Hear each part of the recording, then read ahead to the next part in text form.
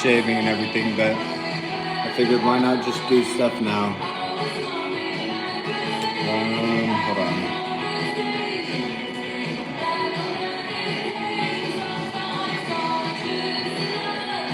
Yeah, I gotta shave.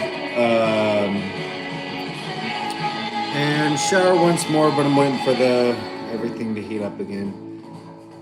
All right, so I was gonna talk for a moment here. It's been a while, but I'm like everyone just keeps talking about all the craziness. People getting unalived, people getting this and that, R-worded, everything, and no one's giving the how-to on how to, one, alive a baby, and two, remain alive. How do you alive a baby and how do you remain alive? And I know it sounds kind of simple, like the being just produces this being, and then everyone lives as one happy family. But that's not always the case. And I want to break down for people a little bit the concerns and why that happens, what you can do to help yourself. Hopefully people aren't using these hints in a negative way.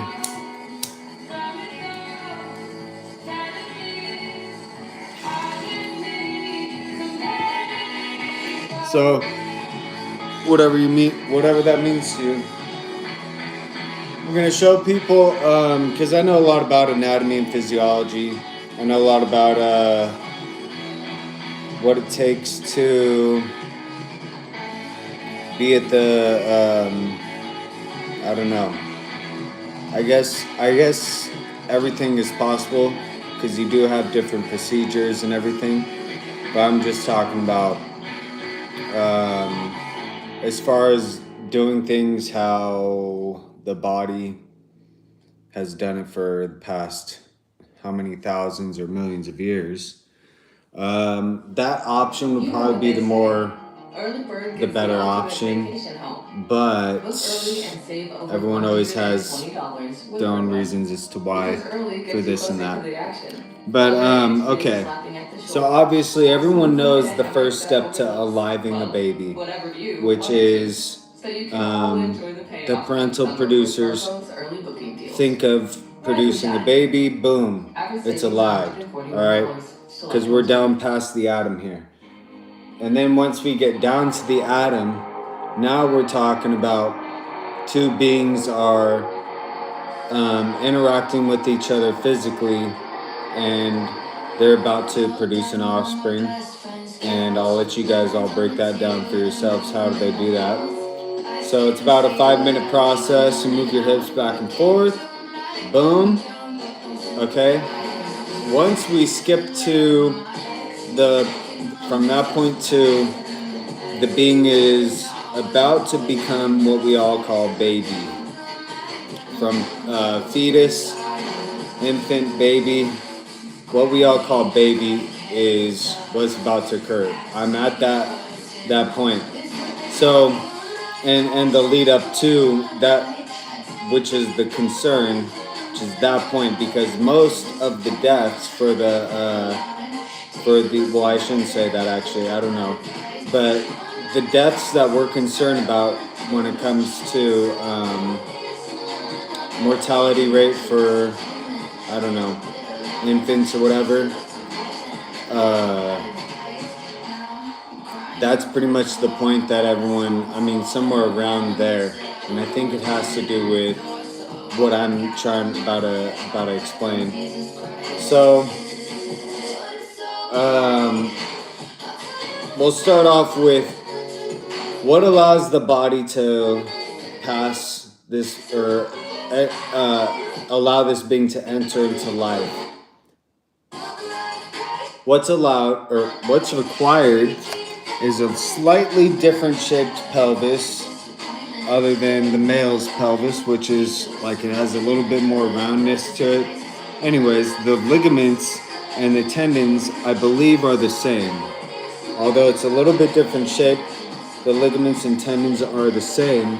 and we're going to be talking about stretching the ligaments and tendons of the bones that make up what we call like the pelvis, this region of the body, the part that actually matters for allowing the baby to enter into life.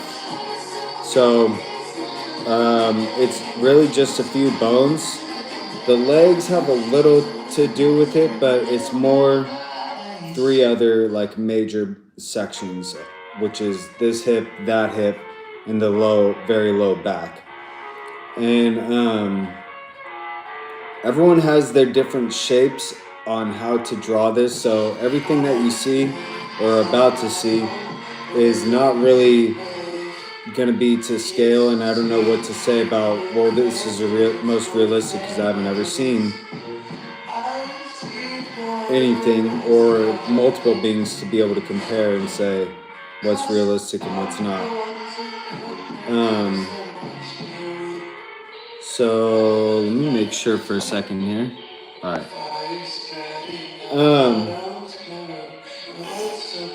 There's specific ligaments. Remember, ligaments is bone to bone.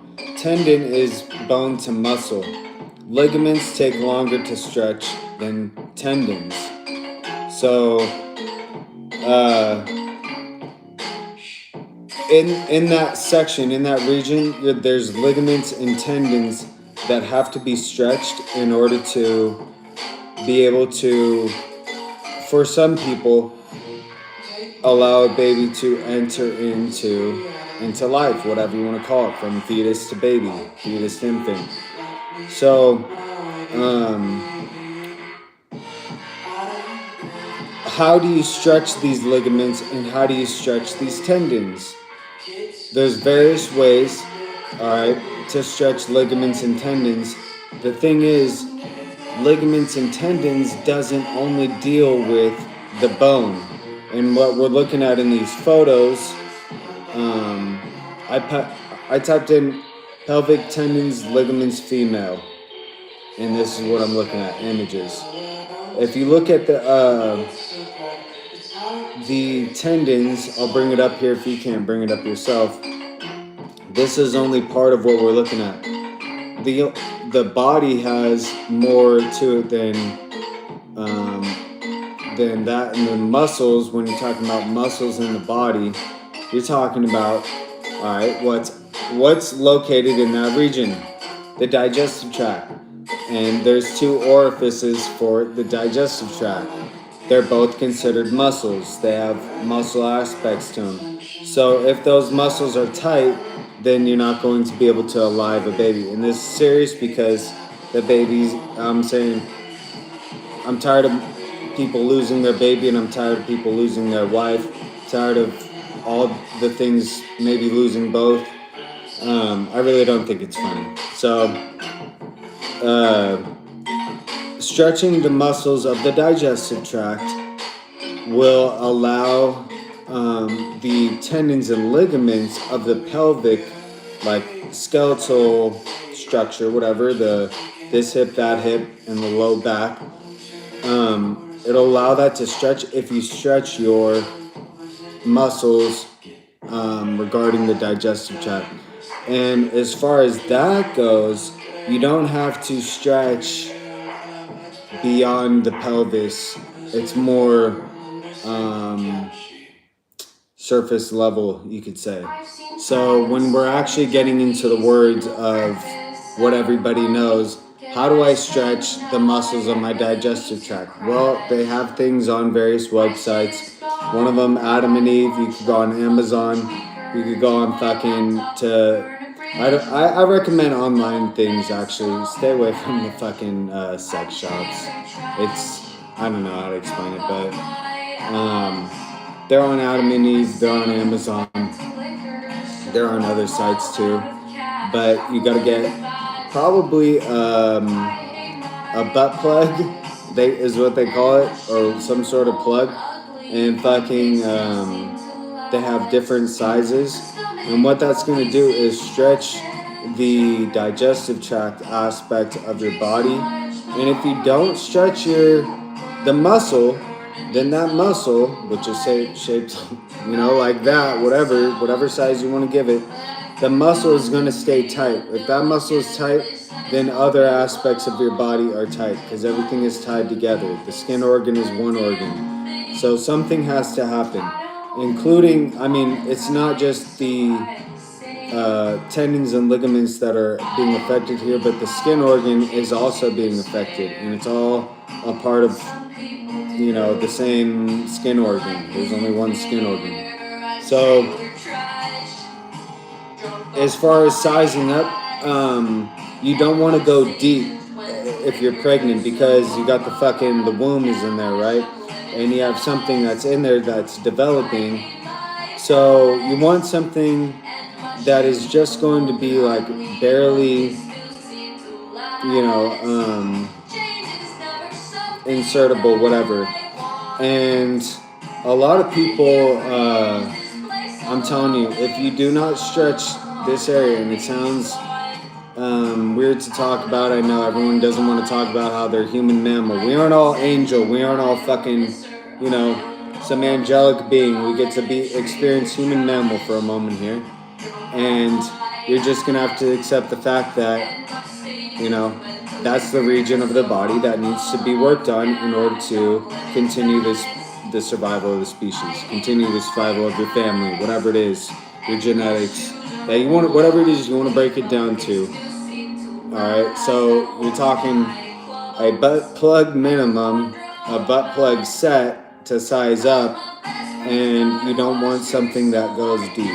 As far as doctor's recommendations, I don't know. You're going to have to ask your doctor, what do I do about stretching my hips and stretching this region because I don't want my skin to rip, or I don't want my fucking muscles to tear, I don't want my hips to break, I don't want to fucking die during this procedure. So, all you have to do is say, how can I still use toys and not affect the fetus development?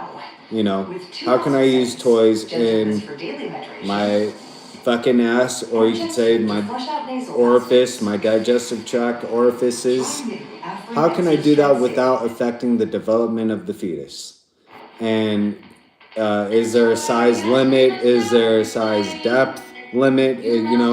Ask them, because I really don't know, and everyone's body is so either tall or short. I don't have any recommendation for anybody. All I'm saying is I know these regions need to be stretched in order for this to happen.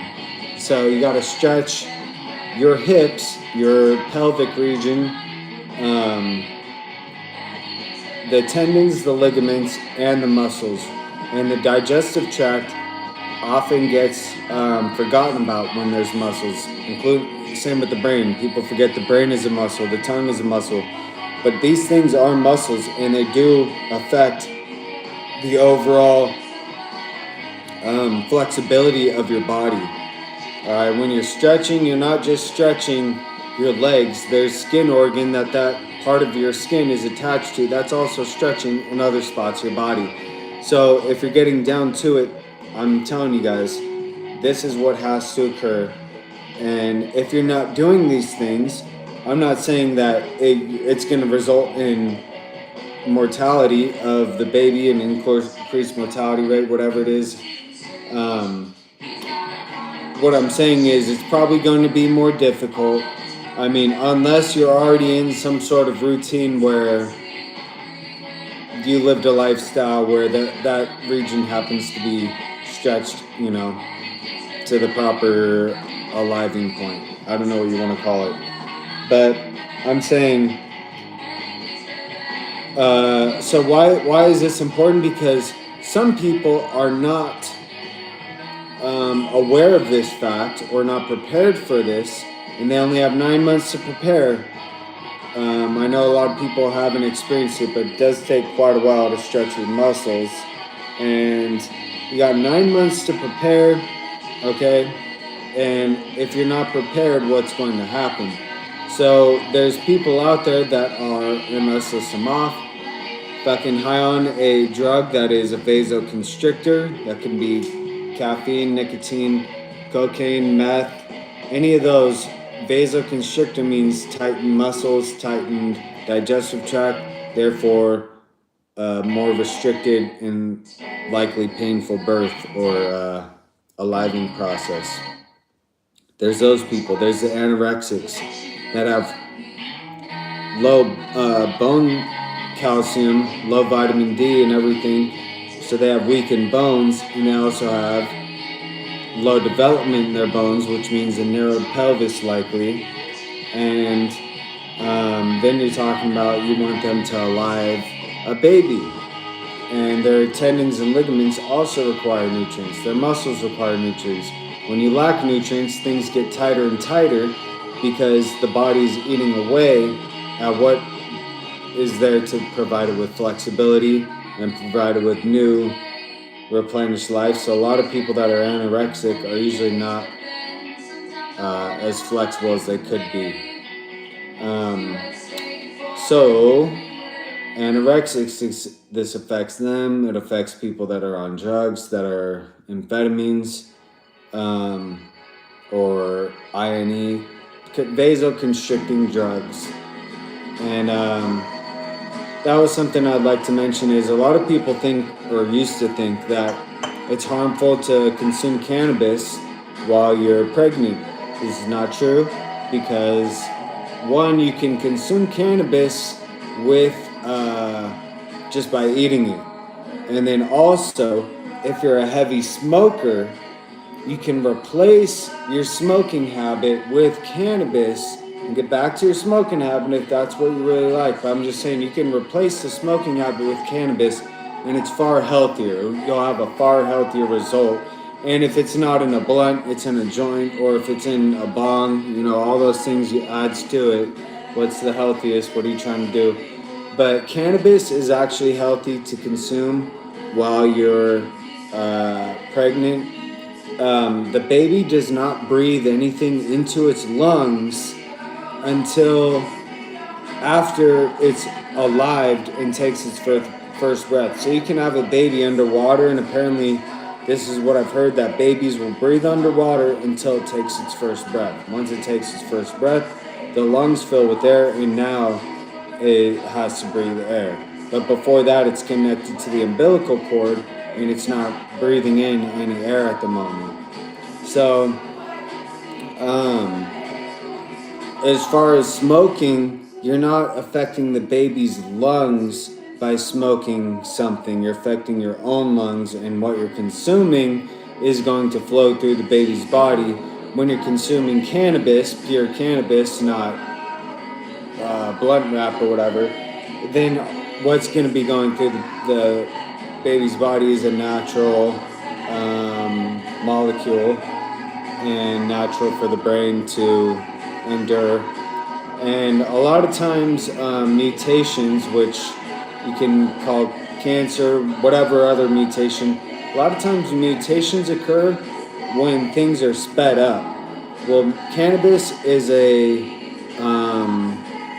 physiological depressant, not psychological depressant. So physiological, the functioning of the body will slow down when you consume cannabis, which means the chance of mutation occurring, you have a less chance of mutation occurring when you consume cannabis, something that slows down the physiology of the body. The healthiest way to consume it would be eating it. That would 100% not affect anything. Smoking, of course, you're going to have, it's 50% cannabis, 50% oxygen. And as long as you're breathing, like a joint would probably be the best, but the wrap's got to be unbleached, all that stuff, tree sap for the glue or whatever. And then just small hits off a pipe would probably be all right, but you're just remembering the baby's breathing what you're breathing, and I just don't know. I mean, you can be breathing 100% how you're breathing and eat the product instead. So that's what I would recommend. Just because if you're getting down to the atom, I don't know. I really don't fucking know, so I can't say. But when you can say you can eat it and nothing happens, then I can say. So that's the difference right there. I'm not saying anything about it. Go ahead and smoke it. It would be my recommendation, especially over anything else. And it's gonna actually help with the muscle cramps of the process. The overall mental, your stress levels throughout the process are going to affect your hormone levels throughout the process. The hormone levels throughout the process will affect the development of the baby. And so when you're more in a relaxed state, you could say the hormone levels of the mind were in such a way that it ends up resulting in a better outcome than someone who is always enduring stress, ends up eating shit fucking food or something because they're stress eating or hormonal imbalance eating. You know what I'm saying? And yeah, there's aspects of one thing or another, but what's overall the healthiest? And if someone is birthing a baby with a fucking fatty liver because they're having cravings over hormone imbalance when it's over stress or something. When here they could have consumed a motherfucking brownie and been stress free. Kick your feet up and be stress free. Or, you know what I'm saying, with the Tylenol, they're taking Tylenol and they're saying 1 in 12 are developing autism and they're linking it to Tylenol, tying this correlation to the Tylenol consumption. Well, you could have just consumed a fucking Rice Krispie fucking treat and you'd be completely relaxed. There's nothing to affect nothing. It won't affect the baby. There's no physical withdrawal effects from cannabis because it exits the body so slowly compared to everything else.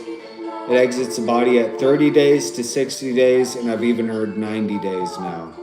It exits the body at such a slow rate that there's no physical withdrawals. The body doesn't realize that it's leaving. The mind realizes it's leaving, so there's psychological withdrawals, but there's psychological withdrawals with anything, especially if you already have developed a habit with the thing.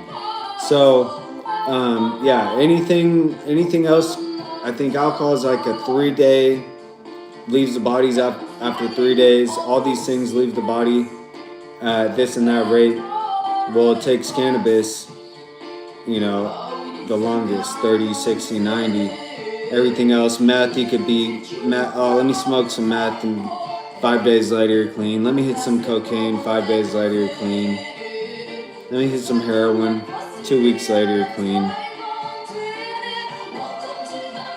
I don't even know about that.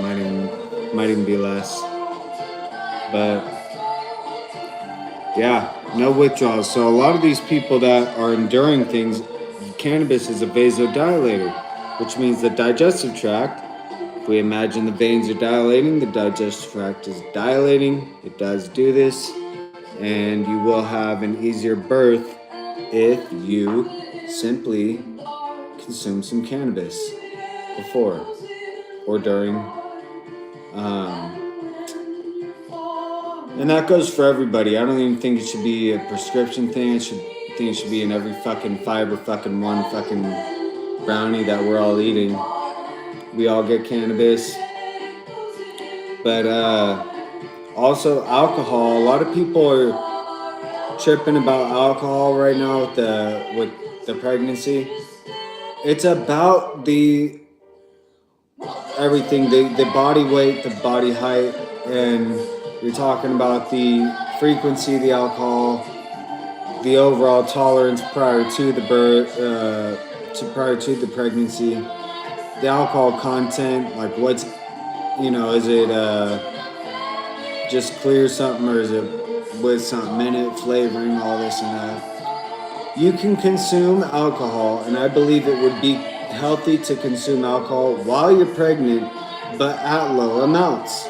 Like I said, with this, here we go. This is wine glass, and I gotta clean mine, but this is wine glass, you guys. You don't have to cut out alcohol entirely, and you could have keep yourself at that low level of just a little bit buzz.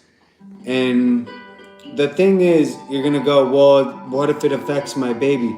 Your baby is entering into a reality where the reality is alcohol is available and it's the only drug that is available other than tobacco. And we all know what tobacco does. So the only drug that is available in this reality, all right, is alcohol. So allowing the liver to experience alcohol prior to the entire process of the being being born is not a negative. This being can potentially survive longer because its liver is already going to have experienced alcohol through its development. So it's probably going to process alcohol at a better rate than other beings that have not experienced alcohol during its development, which is why some beings have a lot of trouble with their alcohol consumption because they had a parental producer that consumed absolutely no alcohol at all ever or throughout the process, and all that fucking, and you won't ever find the truth out of anybody. Who knows if they even remember the truth. But the yeah, I mean, you can consume red wine would probably be the best for when you're during the pregnancy, or beer would be decent, but I would say red wine, and just hit the fucking lowest amount that you can and think about how you can get drunk once you alive a being. But even during the process of aliving the being, it would be probably healthy to take a little sip of something. I don't know how serious they are at the hospitals about all this and that. That's your fucking body, and it's your baby. You have your own theories, you know what I'm saying? Here's the reality, you guys. It's going to consume alcohol, or it's going to be around alcohol, likely going to consume alcohol, because that's the only thing that's available. You're talking about your liver has to have a tolerance to it, an experience to it. Well, during the development, if you allow it to experience it, it's probably going to have a better tolerance. And it's probably going to be able to... We'll see. We'll have to all see. We'll see in 1,000 years from now who's right and who's wrong.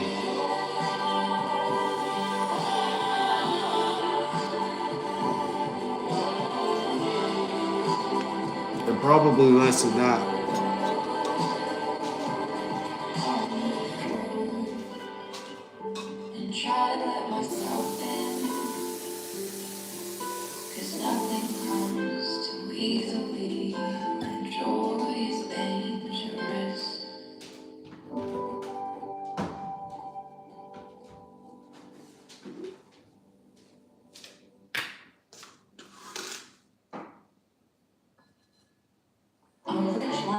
Isn't a straight line to a destination on the horizon. Sometimes it takes an unexpected turn. With detours, new possibilities, and even another passenger, or 3. And with 100 years of navigating ups and downs, you can count on Edward Jones to help guide you through it. Let me show you that real quick. I don't know if I spelled everything properly. There are many different types of patients that could benefit from Apretude, cabin fever beer. Now is the time to help the patients in your practice explore which medication is right for them. Start a conversation with your patients about Apretude today. Visit ApretudeHCP.com to learn more and to view the directly funding Russia here, including boxed warning. And it's exponential, you guys. This ad is for U.S. healthcare professionals and brought to you by ViiV Healthcare.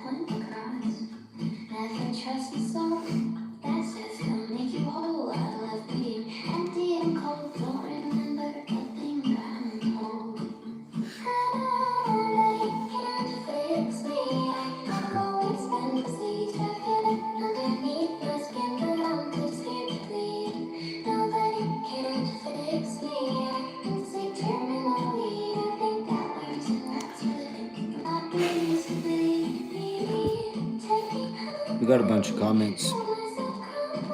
This and that, this and that.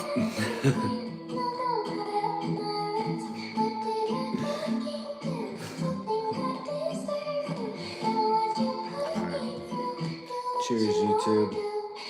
Bam. Blams.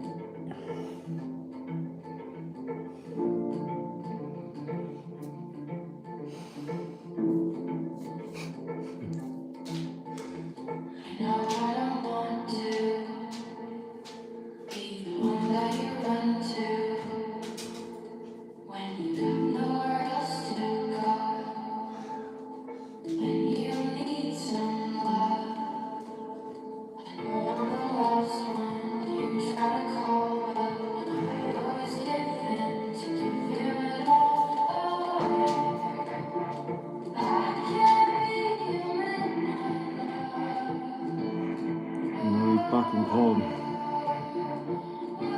I was gonna show you.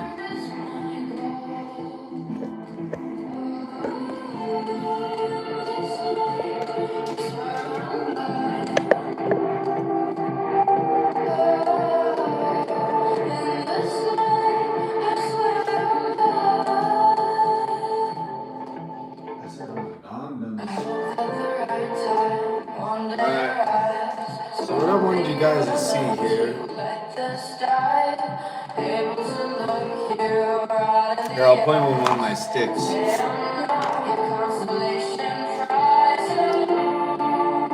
We're talking about this tendon. This tendon, of course, the equal and opposite. This one here is also going to be over here. Got some stuff going here. Okay. And here's someone else's interpretation of it. Like I said, they all have their drawings. They do things just to fucking allow you to imagine it. But nothing is the same. But see how all this is like tendon, ligament that has to be stretched. You see this? How it looks like it's connected to this, but it's actually stretchable. Same with this side. So this is the back, what do they call that?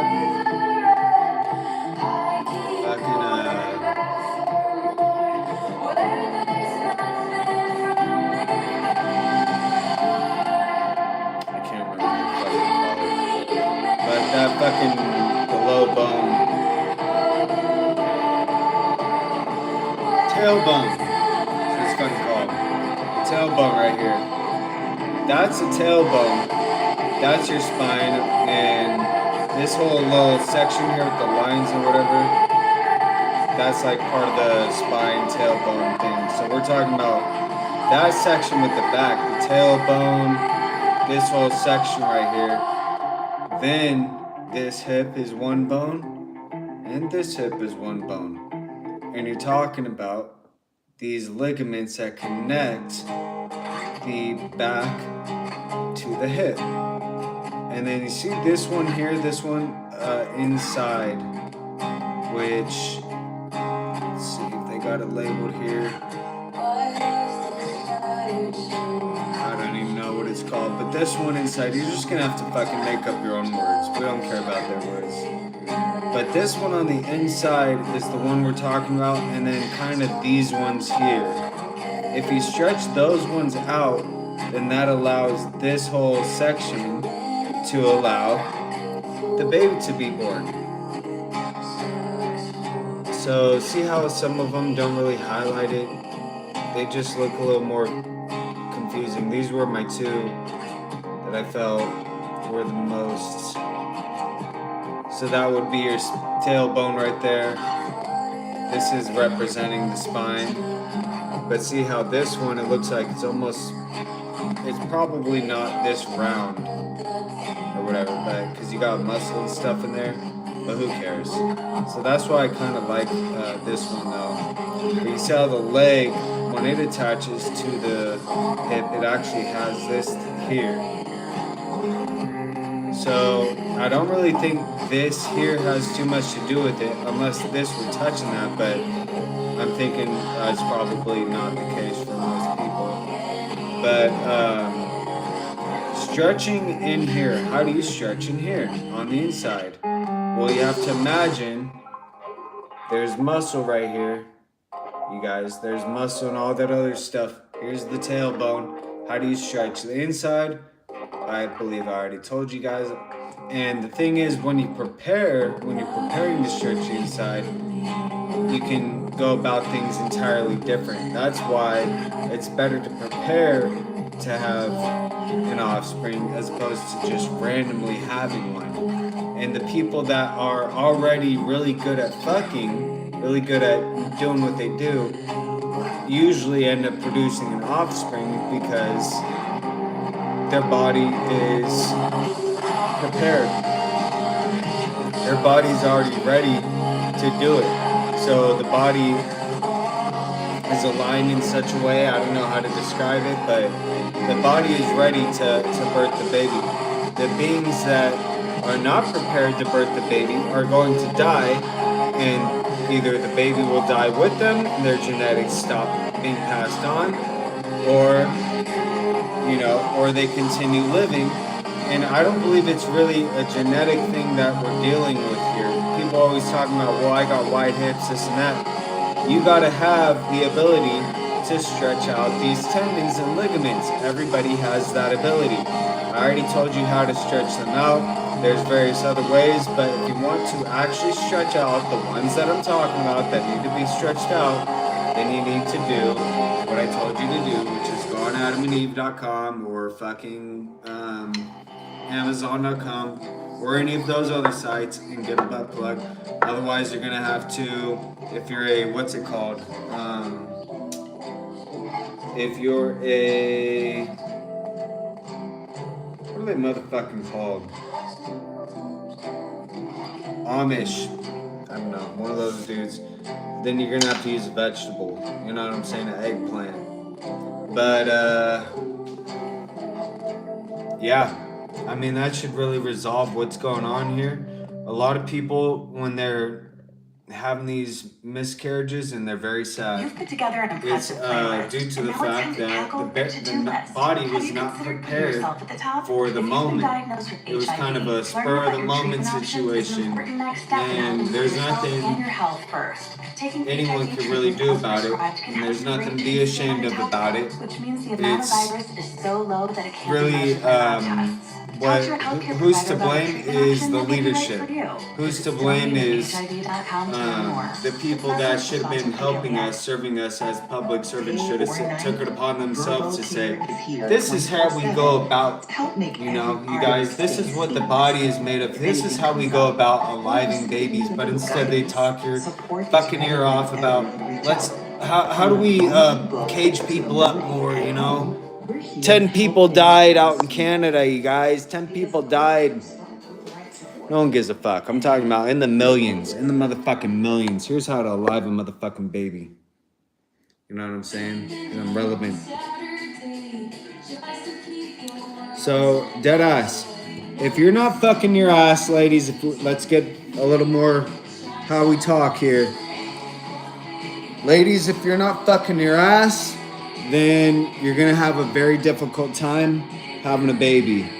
And dudes, you need to be fucking our ass. Otherwise, you're pretty much saying, I don't want to have a baby. You know what I'm saying? Is that your message? I don't know. But you don't only do one or the other. And those doing one or the other, I mean, you could say to the woman that doesn't want to fuck her ass, you're not a woman.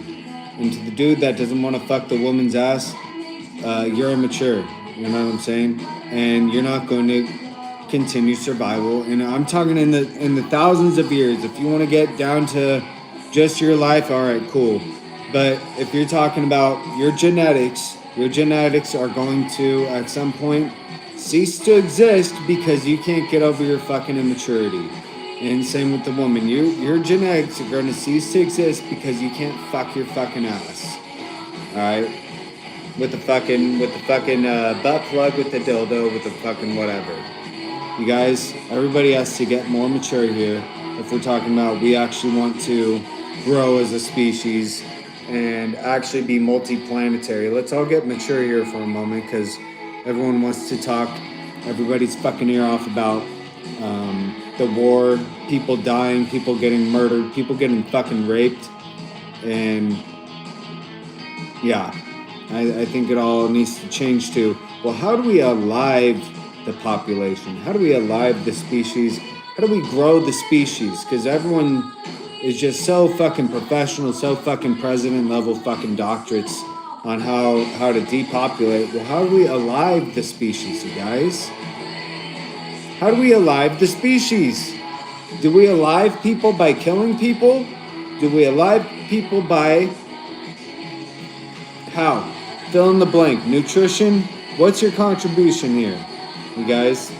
Can you be the one that moves your fucking hips back and forth for 5 minutes? Are you in that situation? You know what I'm saying? Because I'm not. So let's go ahead and be active duty on that.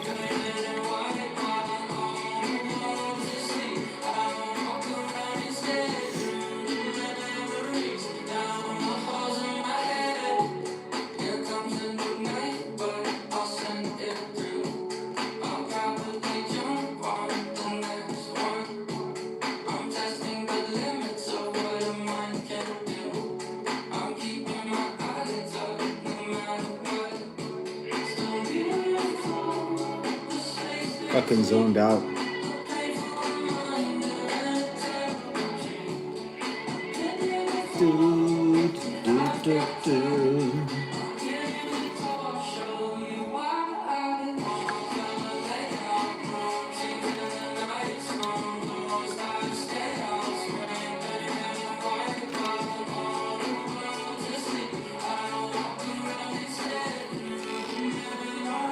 I feel like playing Fortnite.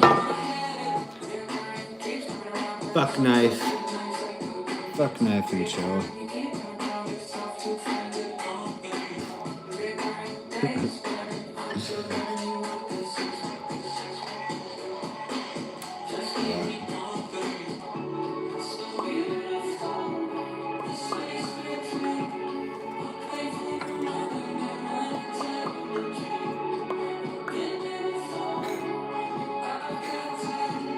Botentacle.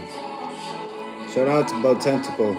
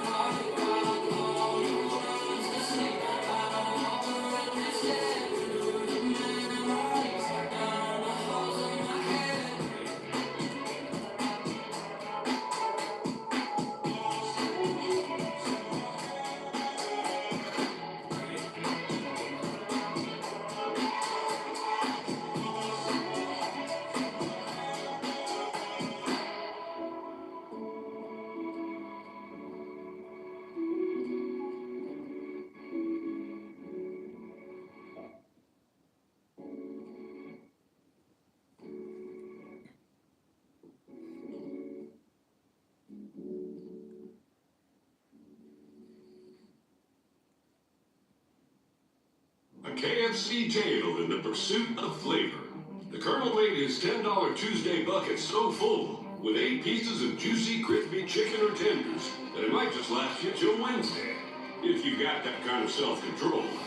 I mean, some people want leftovers, others are more into right nowers. The Colonel lived, so we could chicken. $10, 8 pieces, one big deal with KFC $10 Tuesdays. Prices of participation may vary. Prices and fees extra. I got some tea for The other thing I wanted to say. The other thing I wanted to say is why? Because you get no monthly fees for one, no how do we so once we alive a baby, the baby has to consume food, right? Well, what is food? Food is energy, and energy provides movement. So when you're moving, you're using food up. So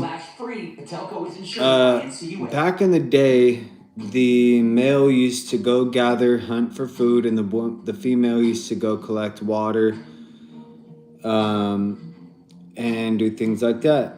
Well, now we have a store, and the female can walk to the store. The male can also walk to the store and get food. And if they walk together, they're both consuming energy, because food is energy and energy is movement. So when they're both consuming energy for the same amount of food, this is not making sense in the end. Is there an easier way to get to the store without consuming energy? Can we ride bike? But then you get into bike, well, bike requires laws, this and that. Can we do car instead? Car requires oil change, car requires tires, car requires air, car requires all this fucking shit. Car wash, all this fucking shit, you guys.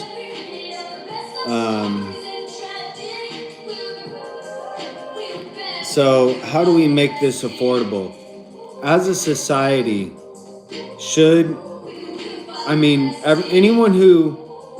do you have a store in your city that you feel unsafe or uncomfortable walking into or walking to? Is there a store? Is there a location in your city? Ask yourself that. Am I uncomfortable going in here? Am I uncomfortable going in here? Why are you uncomfortable why are you uncomfortable walking to a store in your own city? How about a store that you are comfortable going to? Why are you uncomfortable walking to the store in your own city, in your own state, in your own country?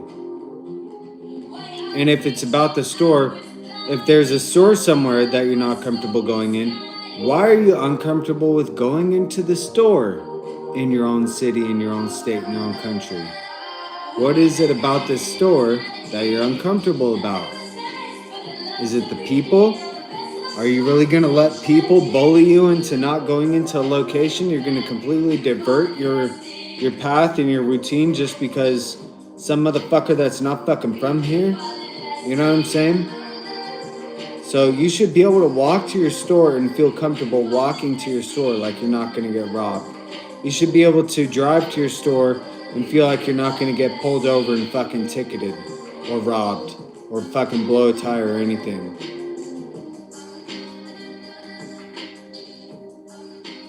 Those are things I'm talking about. And what is more affordable? Driving way the fuck out to fucking Winco, Costco, fucking wherever the fuck it is, Foods Co. What's more affordable? Driving way the fuck out or walking? Now, if two people walk, it becomes double the energy for the same return. It's double the energy, guys. Why is it not safe for someone's wife to walk to the store and grab what she needs? Why is it not safe for someone's husband to walk to the store and grab what he needs? Or someone's offspring. Why is it not safe for someone's offspring? I thought you guys said these cops were going to protect us. They're here to keep the USA safe. Well, why isn't it safe? I hear the sirens all the time. Why isn't it safe? You know what I'm saying? So, if you want to alive a baby, you have to provide that opportunity to be a reality. All right, you can't. If you want babies to be alive, then you have to encourage babies to be alive. What do people need for babies to be alive? Food, nutrition. They need hygiene, health, a living situation. So, are you really about aliving babies, or are you about talking my fucking ear off about some more fucking, murder, battlefield vernacular?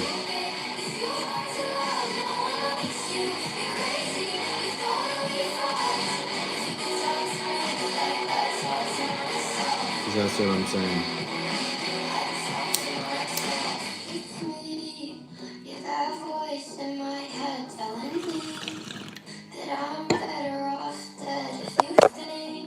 Alright. I'll upload Fortnite soon.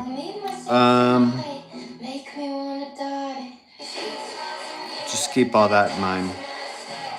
And those of you that are consuming nicotine, whether it's cigarettes, if you're consuming the cigarettes, switch to vapes and you're way better off.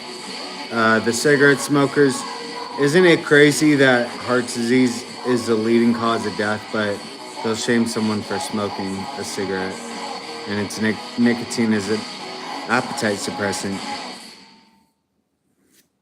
So I don't know. What's more dangerous to the baby? A fatty liver? A fatty heart? I don't know.